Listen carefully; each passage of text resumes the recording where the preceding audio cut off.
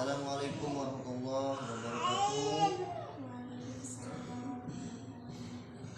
Alhamdulillahirrahmanirrahim. Wassalatu wassalamu ala asyrafil anbiya'i wal mursalin wa ala alihi wa sahbihi ajma'in. Baiklah para siswa-siswi MA Al-Um Pagintungan Bogor, sebelum kita mulai pelajaran tentang sejarah keberadaan Islam syahid tentang Khulafaur Rasyidin, mari kita sama-sama dibuka dengan surah Al-Fatihah. Al-Fatihah.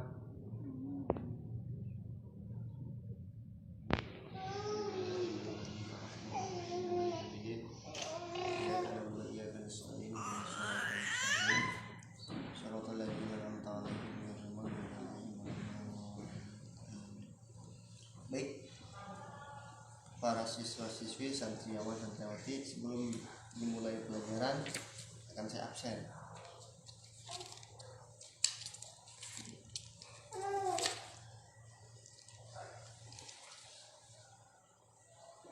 Sipa ada? Oh, ada. Ama? Oh, ada. Ani? Sakit? Oh, enggak ada. Suci? Oh. Otom? Sakit? Budi? Nggak ada ya. Terus John? Nggak ada. Hasanuddin? Oh, tidak ada. Terus Teh Salma? Oh, nggak ada. Tidak baik. Ada yang udah tahu para santriwan santriwati di zaman sahabat Nabi atau sebelum Islam itu sebelum agama Islam itu menyebar luas, ada yang udah tahu apa itu arti Khulafaur Rasyidin? Siapa? Belum. Sama. Terus apakah ada yang udah tahu ada berapa sahabat Nabi di zaman Khulafaur Rasyidin? Siapa? Ada yang tahu ada berapa sahabat Nabi di zaman Khulafaur Rasyidin penyebaran Islam?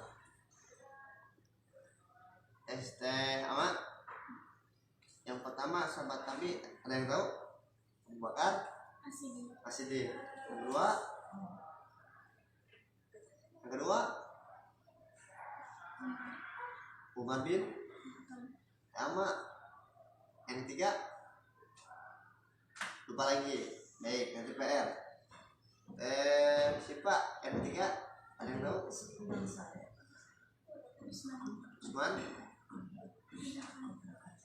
bin. Jadi sebelum Islam menyebar terutama di negara Indonesia itu, para santriawan santriwati, siswa-siswi, jadi Islam itu melalui berbagai, kalau bahasa sekarang anak zaman sekarang apa ya, Islam itu melalui berbagai rintangan atau berbagai proses. Salah satunya ada yang dinamakan sebelum Islam masuk terutama ke negara Indonesia itu ada yang dinamakan pertama kali Islam masuk itu ada yang dinamakan peristiwa Khulafaur Rasyidin. Nah, di dalam peristiwa Khulafaur Rasyidin itu para santriawan santriwati ada 4 sahabat Nabi. Yang pertama siapa tadi? Abu Bakar As-Siddiq. Yang kedua tadi dinamakan siapa? Umar bin Khattab. Yang ketiga ada yang dinamakan siapa? Sahabat Nabi itu siapa? Utsman bin Affan. Yang keempat sahabat Nabi siapa? Ali bin Abi Thalib. Jadi sebelum Islam masuk ke Indonesia itu dahulu ya, waktu di zaman Nabi itu kan Islam tuh kalau kayak lagu mah, kalau kayak lagu apa yang sekarang di apa ada YouTube ya, ada e-box, aplikasi apa handphone. Jadi kalau dikata zaman Nabi mah dulu Islam itu belum masyhur, orang-orang itu jadi belum tahu apa sih itu agama Islam, apa sih Islam itu. Bahkan di zaman Nabi, sekalipun di zaman Nabi gitu ya, para santriwati, Nabi itu mengalami berbagai tekanan, berbagai cemoohan, berbagai rintangan, berbagai fitnah keji, dan termasuk Nabi itu mengalami peristiwa apa dicaci maki. Nah, di antara proses itu penyebaran Islam dalam peristiwa kolaborasi dan anak-anak ada 4 sahabat Nabi. Pertama ada yang dinamakan Umar bin Khattab, tadi kata Pak. Kedua ada yang dinamakan Ali bin Abi Thalib. Yang ketiga ada yang dinamakan sahabat Nabi, siapa namanya tadi? Ada yang ingat? Abu Bakar Siddiq, Utsman bin Affan, Ali bin Abi Thalib. Yang ketiga, yang keempat Utsman bin Affan. Nah, 4 sahabat Nabi itu para santriwati, siswa-siswi yang pertama kali yang apa ya, yang membumingkan gitu ya, yang membumingkan kalau kayak artis drama seperti contoh Pasha Ungu. Jadi ada yang mengorbitkan label musiknya apa tuh, Trinity Optima gitu ya. Jadi sama kayak ini. Dulu yang apa di Islam nabinya Nabi Muhammad, terus yang membumingkan apa ya metode di dalam pendidikan Islam itu memasukkan ya adalah 4 sahabat Nabi. Di antaranya coba bareng-bareng Abu Bakar Siddiq, Umar bin terus Utsman bin Affan, Ali bin Abi Thalib.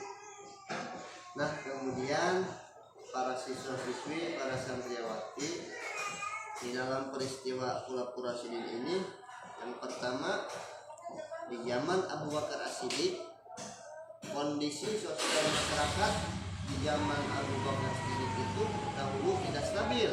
Kenapa tidak stabil? Ada yang tahu?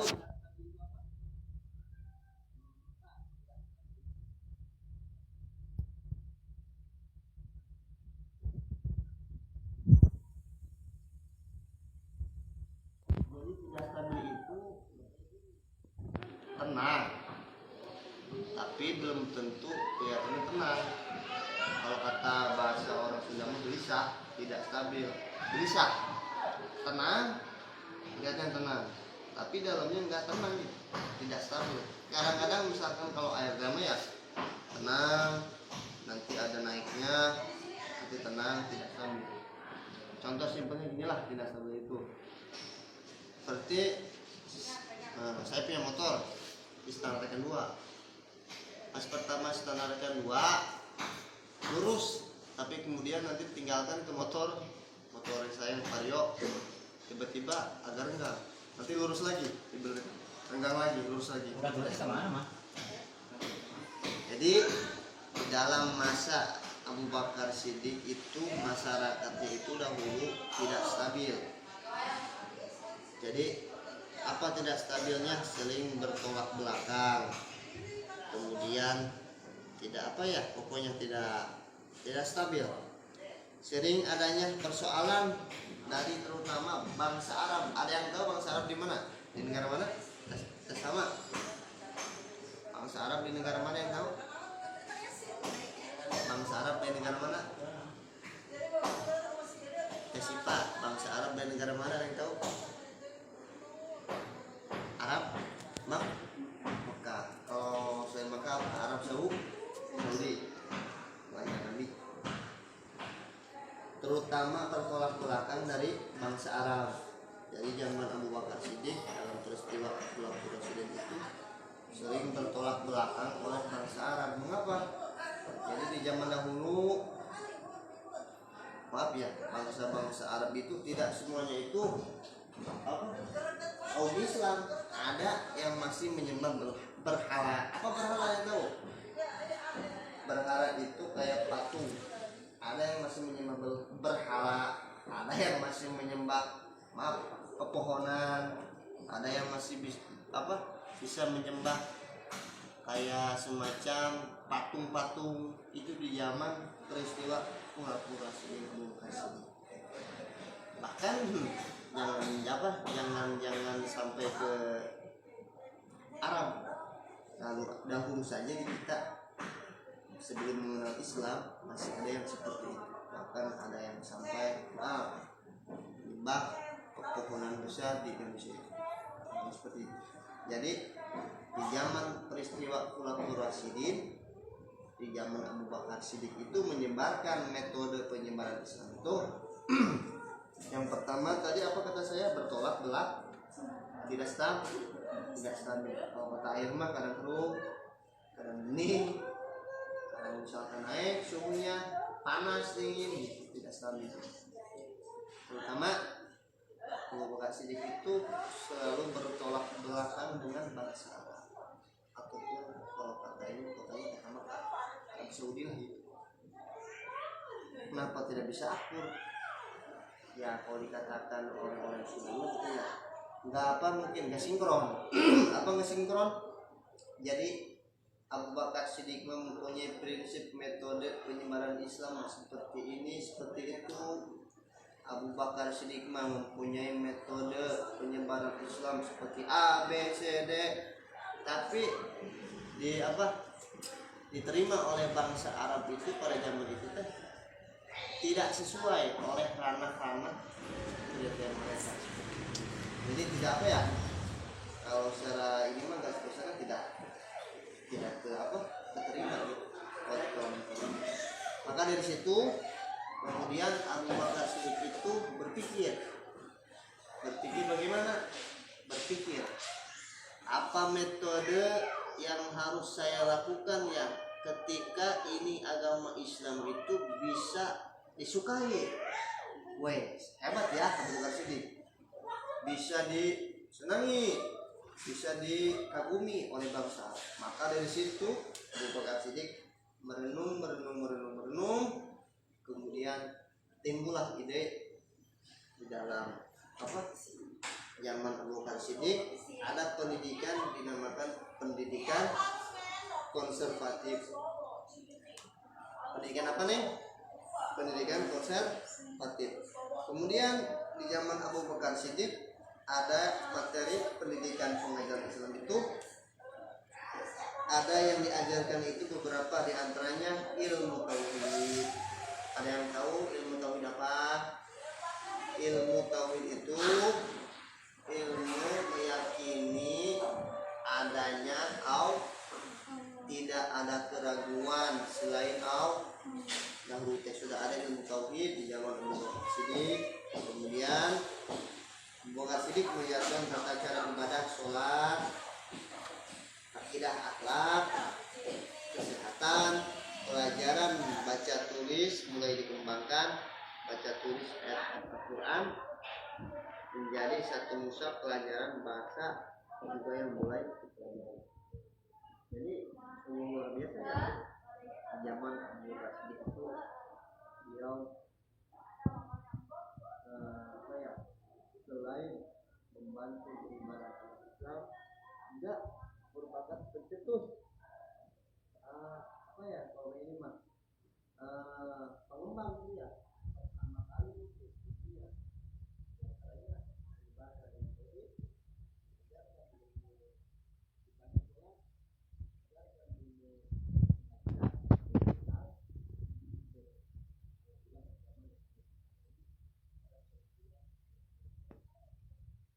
kemudian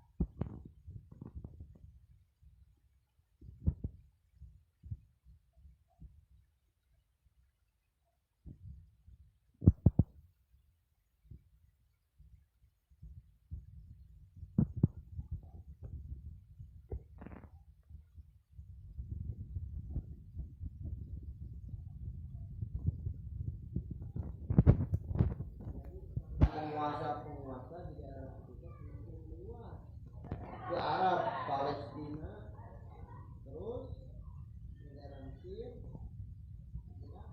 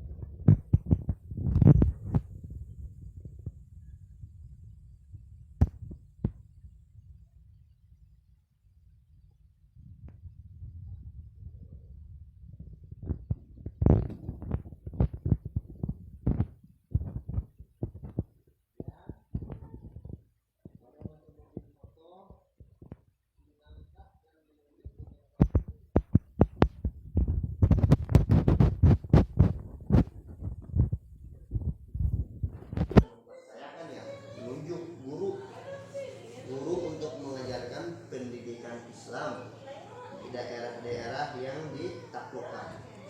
Apa yang ditaklukkan?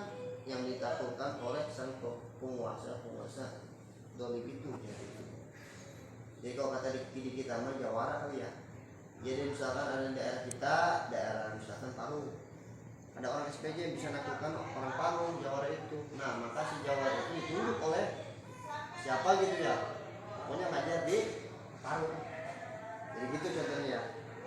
Contoh kompleksnya mungkin ya itu ditunjuk, kemudian orang-orang itu ditunjuk sebagai apa? Sebagai guru ngaji oleh Umar bin Khattab, terutama guru ngaji ilmu Al-Quran, tauhid, ibadah dan akidah akhlak.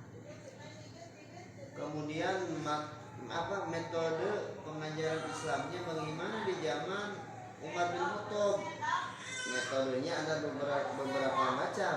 Yang pertama ada membaca, yang kedua ada menulis, yang ketiga ada menghafal Al-Quran. Jadi itu di zaman Umar bin Khattab nggak ada yang menghafal Quran. Waduh, cuma lo ya. Udah ada diajarkan membaca, terus nulis, menghafal Al-Quran, dan menjadikan bahasa Arab sebagai bahasa pendidikan. Terus mengendarai kuda, berenang. Berenang juga udah ada di zaman Umar bin. Makanya dasarnya kalau ada santri misalkan liburan kemana, berenang ke laut, ternyata itu merupakan udah ada ajaran dari sahabat Nabi, yaitu sahabat Nabi bernama Umar bin Khattab.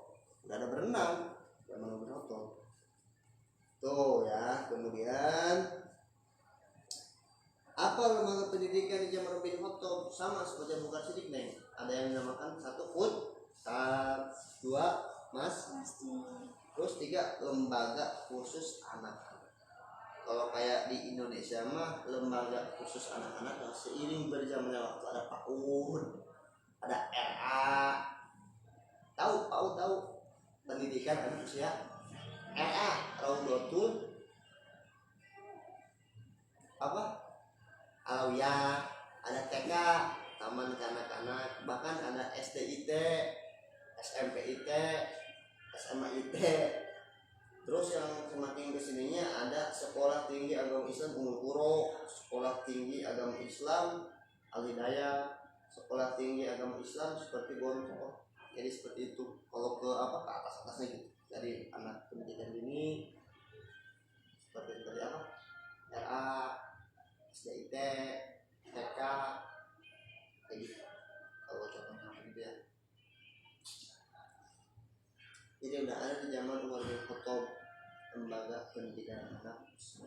Kemudian yang ketiga ada sahabat Nabi yang dinamakan Utsman bin Affan. Utsman bin Affan pun sama, dahulu bersama Abu Bakar Siddiq, Umar bin Khattab, kemudian Utsman Utsman bin Affan menyebarkan, mengenalkan terutama kepada bangsa Arab, kaum Arab tentang penyebaran, mengenalkan tentang agama Islam, sama seperti yang Abu Bakar Siddiq, Umar bin Khattab, Utsman bin Affan pun sama. Kemudian di saat Utsman bin Affan menyebarkan, mengenalkan pengajaran Islam, demikian kondisi masyarakat Arab itu di waktu itu tidak stabil. Tidak stabil? Jadi kadang-kadang masyarakat Arab itu kadang-kadang ada bagernya, mungkin kata orang Sunda, kadang-kadang ada galaknya, kadang-kadang mungkin ada nerembelannya. Nerembelan? Ada tidak nurutnya, kemudian tidak stabilnya. Mungkin ada masyarakat Arab itu ada yang tidak bisa menerima apa yang dikenalkan, diajarkan oleh Utsman bin Affan, karena pada waktu itu bangsa Arab pun tidak mengetahui apa sih pengajaran Islam itu, apa sih agama Islam itu.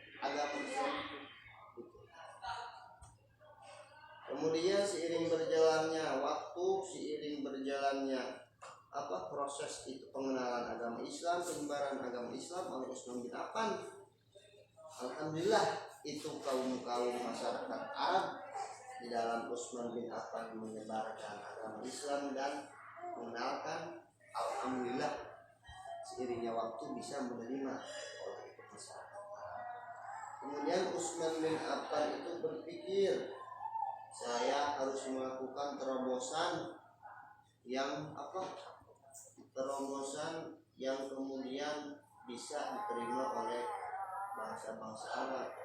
Kemudian Utsman bin Affan berpikir, merenung, apa ya yang saya harus lakukan, apa ya yang harus saya ajarkan agar masyarakat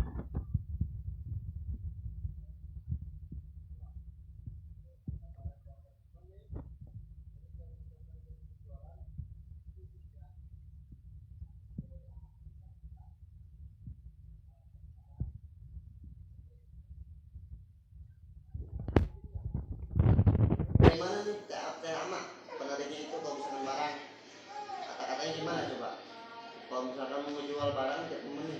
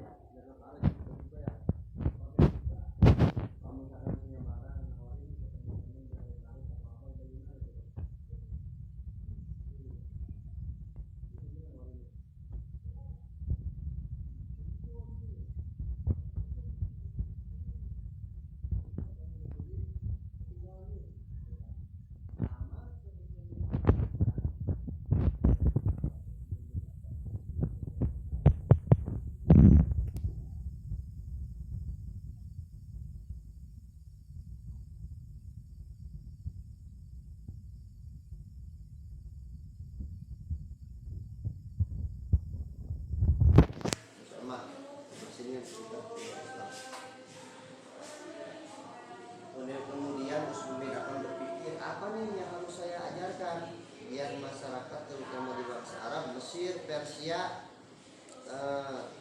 terutama Kota Mekah tertarik nih di dalam pengajaran Islam yang saya ajarkan. Kemudian Utsman bin Affan dari situ terus menyebarkan tentang ilmu Al-Quran, tidak akhlak, tauhid, ibadah, menulis dan membaca terus mengajarkan tentang ilmu kayak musyawarah gitu, musyawarah. Jadi udah ada tuh di zaman Utsman bin Affan musyawarah, kalau ada apa-apa musyawarah. Supaya apa? Supaya mencapai kata mufakat. Apa mufakat itu sih Pak?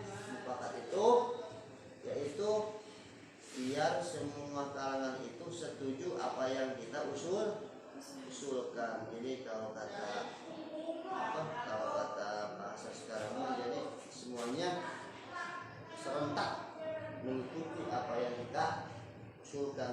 Jadi misalnya mengandung lah gitu itu. Terus yang kemudian terakhir, pada masa peristiwa penyebaran agama Islam, sahabat Nabi ada yang bernama keempat Ali bin Abi Thalib. Ali bin Abi Thalib ini sama saja seperti tadi Abu Bakar Siddiq, Umar bin Khattab, Utsman bin Affan, kemudian Ali bin Abi Thalib. Ali bin Abi Thalib pun sama menyebarkan, mengajarkan Islam, terutama di bangsa Arab, Persia, Mesir, Madinah, kota Mekah, mengenalkan Ali bin Abi Thalib itu kepada masyarakat. Cuman ketika Ali bin Abi Thalib mulai mengenalkan Al-Quran, sholat, hadis, bahasa Arab, musyawarah, ilmu tauhid, Ali bin Abi Thalib itu lebih parah nih. Kalau bisa lebih parah, parah dicaci makinya, parah ibaratnya diledeknya, parah ibaratnya oleh bangsa kaum Arab ditantangin gelutnya, ditantangin diajakin ribut sama gimana ya, parah ditantangin. Bahkan kata orang Arab, Islam itu apa, agama apa yang istimewa di Islam, ada yang seperti itu. Tapi dengan sabarnya Ali bin Abi Thalib, ditambah dengan ada ada bantuan dari Allah, kemudian Ali bin Abi Thalib alhamdulillah sukses bisa mengislamkan itu bangsa-bangsa Arab, terutama di kota Makkah, Madinah, Persia, Mesir, Damaskus, dan Yaman salah satunya. Mengikuti kepada Ali bin Abi Thalib. Kemudian apa yang diajarkan oleh Ali bin Abi Thalib pada zaman itu sama kayak tiga sahabat tadi yang tadi. Satu, Abu Bakar Siddiq. Dua, Umar bin. Tiga, bin Affan. Empat, Ali bin Abi Thalib. Nah, Ali bin Abi Thalib ini mengajarkan sama. Yang pertama ibadah sholat, yang kedua tadi apa, membaca Quran, yang ketiga menulis Al-Quran, yang keempat menghafal, yang kelima Ali bin Abi Thalib ini mengajarkan ilmu tauhid. Itu apa?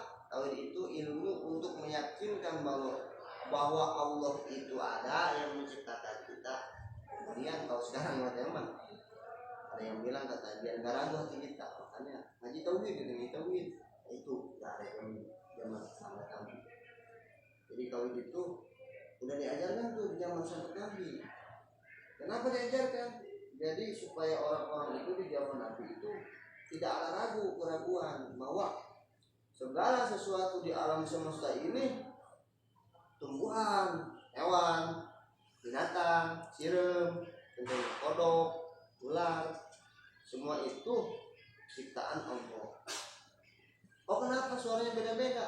Kata Allah kan sudah jelas, kalau saya ciptakan sama maka tidak akan unik dunia ini. Makanya Allah ciptakan luar biasa, binatang semua ada. Tapi kita meyakini apa? Gak usah kemana-mana. Kita lihat ular bisa menjadi itu salah satu subhanallah, kuasanya Allah, tidak ada keraguan kepada Allah. Kemudian pada masa Ali bin Abi Thalib itu saya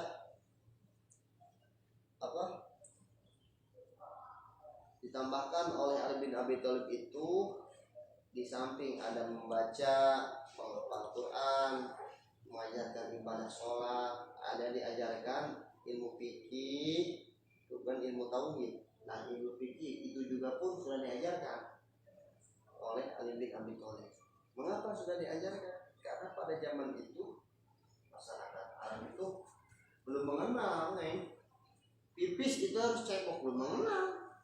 Kalau istinja itu habis apa itu harus cebok. Bangsa Arab pun tidak mengenal apa itu istinja, apa itu mandi besar, belum ada gitu. Nah, itu oleh Ali bin Abi Thalib dikenalkan, alhamdulillah.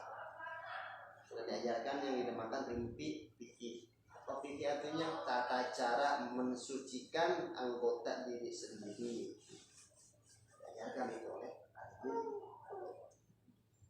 Jadi kesimpulannya, pada masa peristiwa penyebaran Islam dan pengenalan sistem pendidikan Islam pada zaman Pura-Pura Sidin itu, sistem pendidikan Islam pada masa Pura-Pura Sidin itu walaupun masih sederhana, tetapi memiliki komponen-komponen pendidikan seperti ada misi, visinya, tujuan pendidikannya, metode pembelajaran peserta didik, tenaga pendidik, fasilitas pendidik, dan evaluasi dari urusan pendidikan.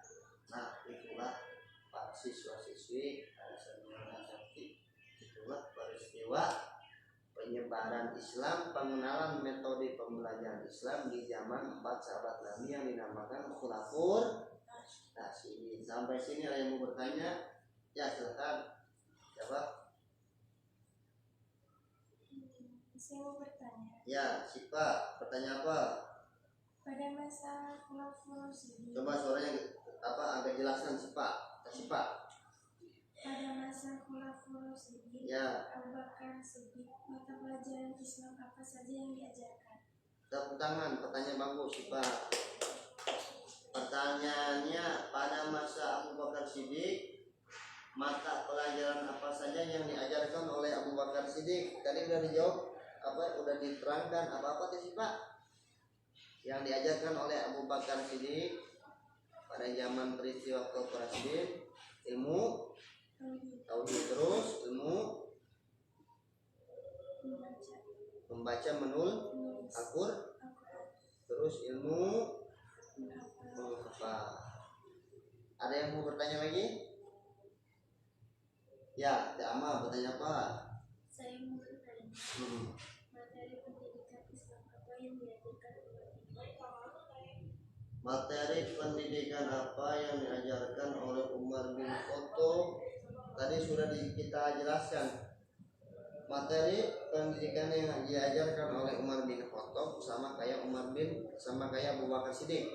Materi menghafal Al-Qur'an, materi mengajarkan ibadah sholat, materi mengajarkan ilmu fiqh, materi mengajarkan ilmu tauhid. Ada yang mau bertanya lagi? Ya, apa? Coba. Apa lembaga tempat saat masa Abu Bakar Siddiq? Apa lembaga tempat saat masa penyebaran pengenalan metode pendidikan Islam pada masa Abu Bakar Siddiq? Tadi sudah jelaskan sama saya. Kalau sekarang mah dinamakan pesantren apa? Kamar, madrasah, sholat. Kalau di zaman Abu Bakar Siddiq mah dinamakan kutab. Kalau kutub mah kutub sunatan. Rapikan kutab sama mas. Satu lagi, ada yang mau bertanya sebelum saya tutup? Aneh. Lembaga pendidikan apa saja yang ada pada masa Umar bin Khattab? Tadi sudah dijelaskan sama kayak Abu Bakar Siddiq. Ada ada mas dan lembaga pendidikan anak-anak. Kalau di zaman kita mah Indonesia terus kemudian di sini ada STIT, Sekolah Dasar Ilmu Islam, Ilmu Tinggi Islam, ada SMPIT, terus ada Madrasah Aliyah, Madrasah Sanawiyah. Nah, seperti itu anak-anak. Jadi kesimpulannya, sejarah itu sangat penting. Bahkan Bung Karno mengatakan di dalam proklamasi, bangsa yang sangat besar itu adalah bangsa yang bisa mengingat sejarah-sejarah pahlawannya. Kata Bung Karno, presiden pertama di Indonesia. Makanya pada pertemuan saat ini saya tadi membahas tentang peristiwa penyebaran Islam pertama kali, peristiwa pengenalan sistem metode pengajaran Islam pertama kali, dinamakan peristiwa Khulafur Rasyidin. Jadi belum ada tuh dalam rumah yang mengenal Islam. Apa sih Islam? Apa sih itu agama apa? Sampai itu kita kalau di Indonesia gitu ya, kalau tidak ada yang menyebarkan agama Islam pun sama. Mungkin bangsa Indonesia tidak semuanya beragama Islam. Cuman bedanya kalau di Indonesia itu yang menyebarkan para wali-wali Allah. Yang kemudian yang membedakannya kalau di bangsa Arab yang menyebarkannya langsung adalah 4 sahabat yang di Indonesia para wali. Semoga ada manfaatnya di dalam pertemuan ini, semoga ada hikmahnya. Apa hikmahnya? Kita bisa mengambil, mengamalkan, terus semangat dalam apa? Terutama dalam belajar ilmu-ilmu dalam agama Islam. Mengapa demikian? Karena di zaman 4 sahabat tadi itu tantangannya besar. Sudah jelaskan ya, gimana mau menyebarkan di dalam tengah-tengah jalan itu sudah banyak yang dihad. Kita enak tinggal baca Al-Quran, tinggal mau belajar tauhid tinggal dibuka kitabnya, kemudian berguru kepada yang ahlinya membaca Quran, kemudian berguru membaca Quran, mau mengaji enak. Sudah banyak lembaga-lembaga pesantren formal, non formal maupun yang online pun ada sekarang begitu katanya. Sebelum kita tutup, baiknya kita tutup dengan baca alhamdulillahirabbil alamin. Assalamualaikum.